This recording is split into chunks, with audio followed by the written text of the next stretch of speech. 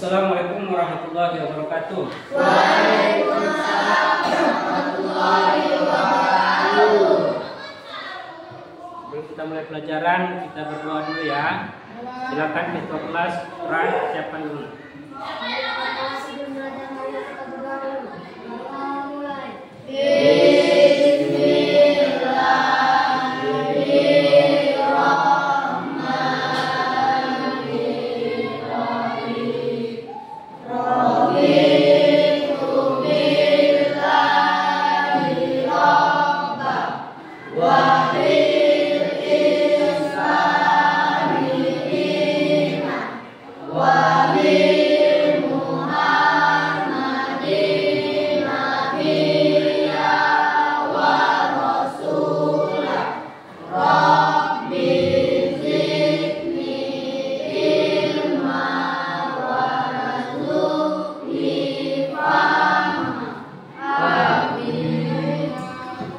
Kita lanjutkan baca surah pendek, surah Al-Ikhlas.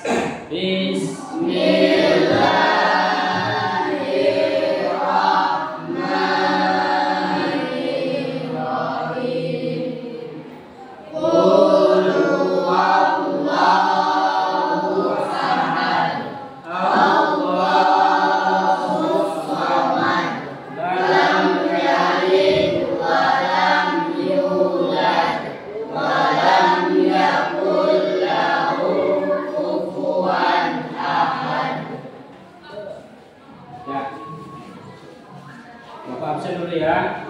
Arzikra, Cahaya, Putra, Natalia Helen, Yulia, hadir semua ya. Baiklah anak-anak, Bapak minta berdiri dulu sebentar.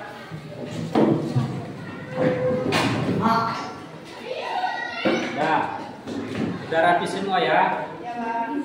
Oke, terima kasih. Duduk lagi.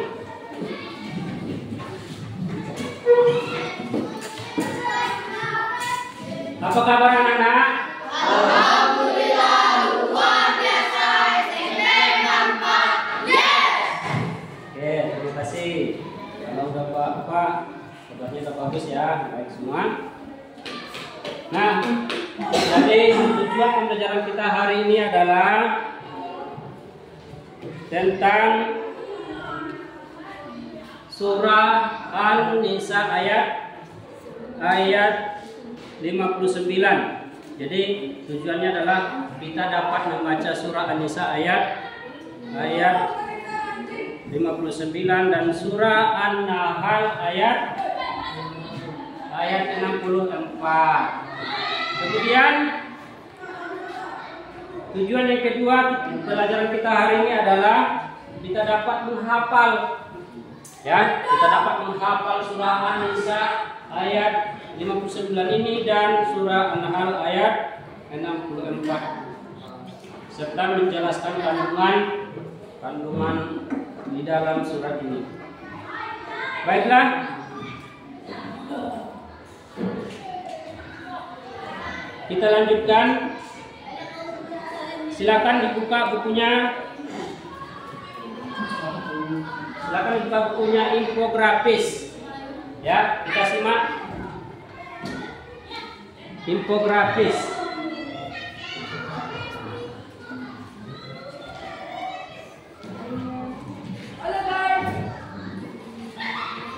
Ya, coba disimak itu gambar alur secara garis besar. Pembelajaran kita hari ini yang pertama alurnya adalah membaca surah An-Nisa ayat 59 dan surah An-Nahl ayat 64. Kemudian alurnya lagi mengartikan Surah An-Nisa ayat 59 dan surah An-Nahl ayat 64. ya, serta menerapkan hukum bacaan alif lam samsiyah dan alif lam qamariyah. Ya, selanjutnya pantun pemantik. Silakan Putra dibaca. Oh Jakarta naik sepeda, jangan lupa untuk sarapan, jalankan hidup bermakna, itu kan gadis sebagai pedoman. Ya. Kemudian kita lanjutkan halaman selanjutnya.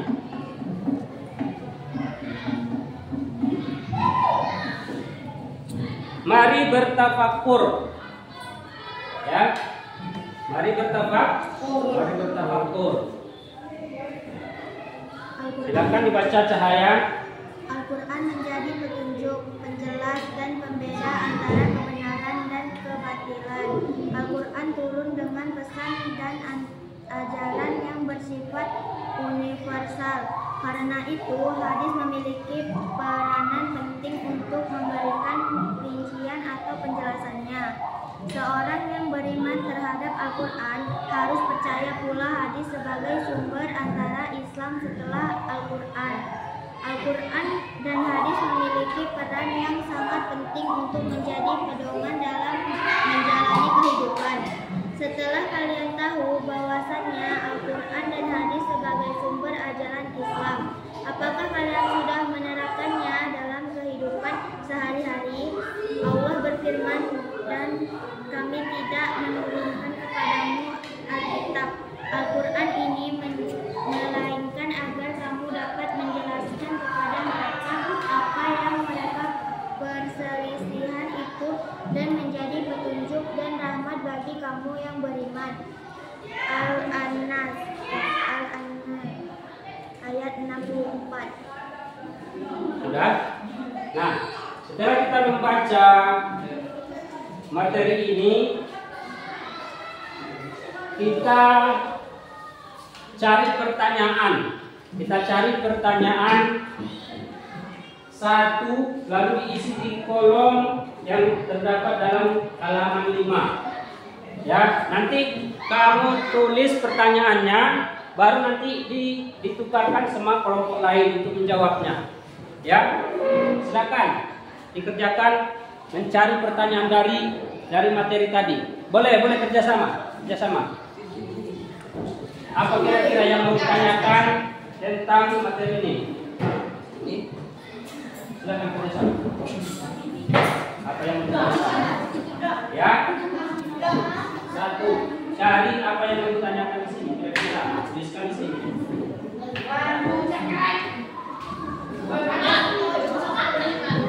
Ya. Tulis pertanyaan di sini. Cari pertanyaannya di sini.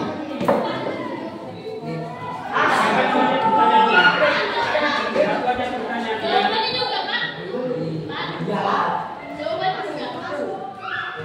Kalian cari pertanyaan. Setelah membacanya tadi, kan ada pasti muncul pertanyaan.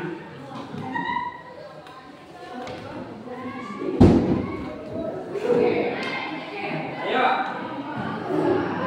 Satu pertanyaan.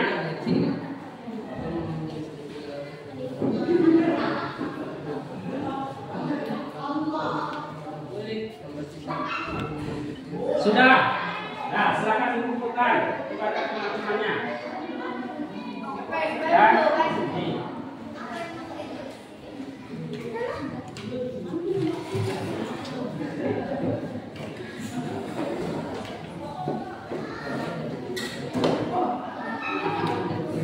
Sudah ya.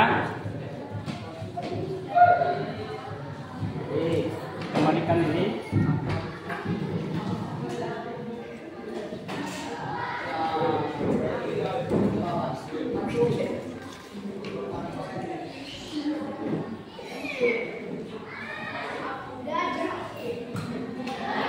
Sudah.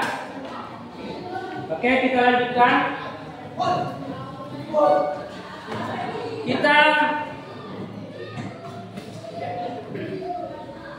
Kita akan membahas tentang materi kita.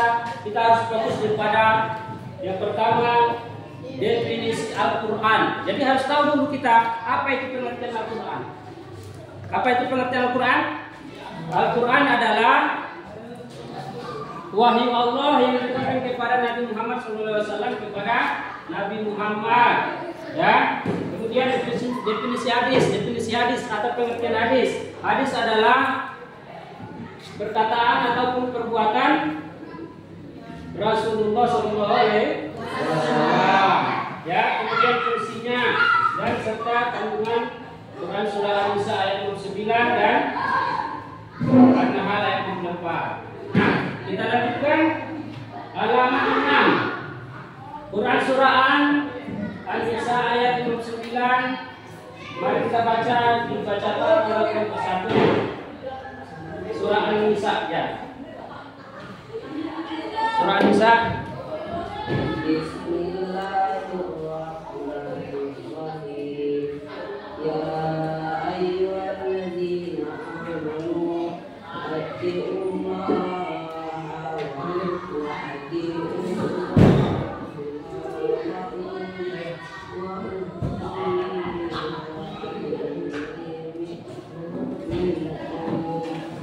Ya. Silakan kelompok 2 artinya. Kelompok 2 artinya wahai orang-orang yang beriman, wahai orang-orang yang beriman, taatilah Allah dan taatilah Rasul Muhammad dan ulil amri pemegang kekuasaan di antara kamu. Kemudian jika kamu berbeda pendapat tentang sesuatu, maka kembalikanlah kepada Allah, Al-Quran dan Rasul sunnahnya. Jika kamu beriman kepada Allah dan hari kemudian, yang demikian itu lebih utama bagimu dan lebih baik Alkitabnya. ya. Kemudian dilanjutkan kelompok 3. Kelompok 3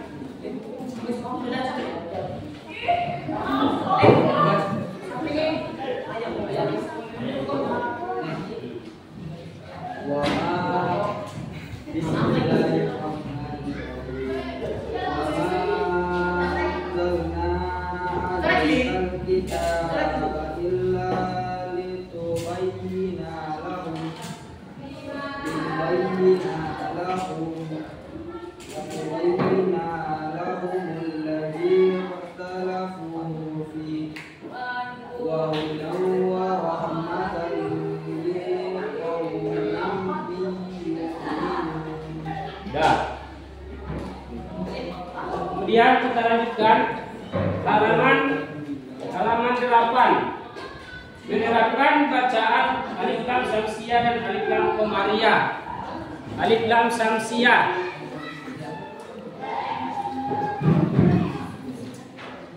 Silakan baca alif lam samsiyah.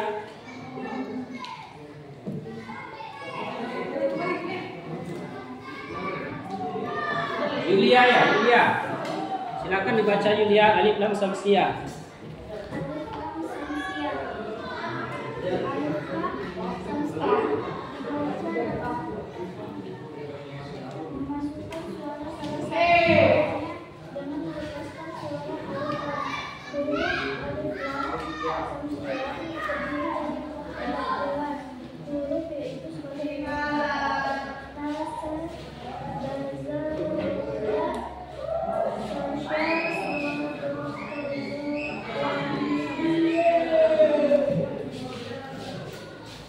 Dah.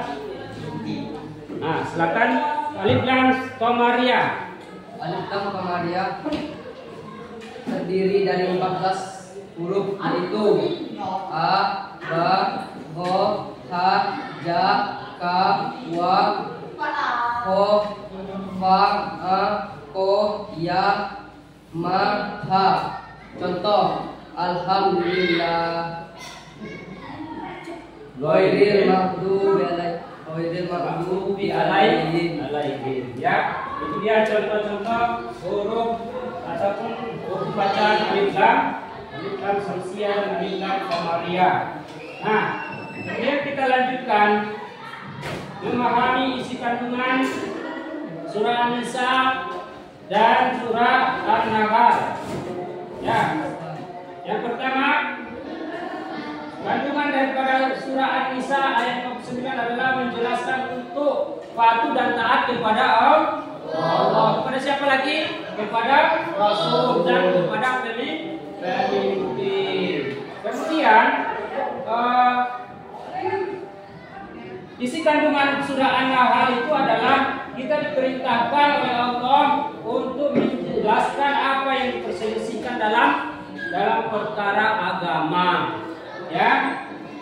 Kemudian dilanjutkan dengan posisi hadis dalam Al-Qur'an. Ya, posisi hadis itu dalam Al-Qur'an.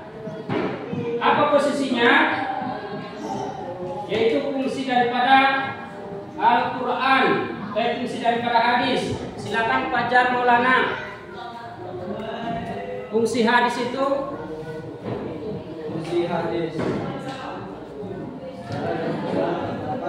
empat fungsi hadis terhadap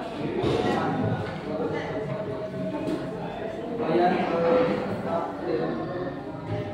al-takrir adalah mengucapkan dan memperbuatkan apa yang telah diterangkan di dalam Al-Quran. Bayan al-tafsir penjelasan umum seperti pada ayat-ayat. Bayan al-tafsir adalah memberikan kepastian hukum Islam. Bayan al-naskah orang bahasa memiliki digital ada. Jadi itu beberapa fungsi hadis dalam Al-Qur'an. Nah, sekarang kita masuk kepada perilaku semangat untuk meneladani Al-Qur'an dan hadis sesuai dengan Quran surah An-Nisa ayat 59 dan surah An-Nahl ayat 64. Ya. Nah, jadi untuk kesimpulan materi kita hari ini adalah yang pertama tadi kita harus bisa membaca surah surah An-Nisa ayat berapa? Ayat 50 sesuai dengan ilmu tajwidnya. Kenapa demikian? Karena nanti kalau kita membaca Al-Quran tapi tidak tepat dengan ilmu tajwidnya, maka akan menyalahkan artinya. Nah, oleh karena itu kita harus tahu cara membaca Al-Quran sesuai dengan ilmu tajwidnya. Khususnya kita mempelajari hari ini adalah tentang alif lam syamsiah dan alif lam qamariyah. Ya. Dan kemudian begitu juga dengan surah An-Nahl tadi, An-Nahl ayat 64. Ya. Nah, sampai sini ada pertanyaan? Siap, tidak. Ada pertanyaan anak-anak? Siap, tidak. Ya, oke. Kalau sudah mengerti, kita tutup pelajaran kita. Kita tutup pelajaran kita hari ini dengan membaca doa kepada ketua kelas. Kita berdoa lagi.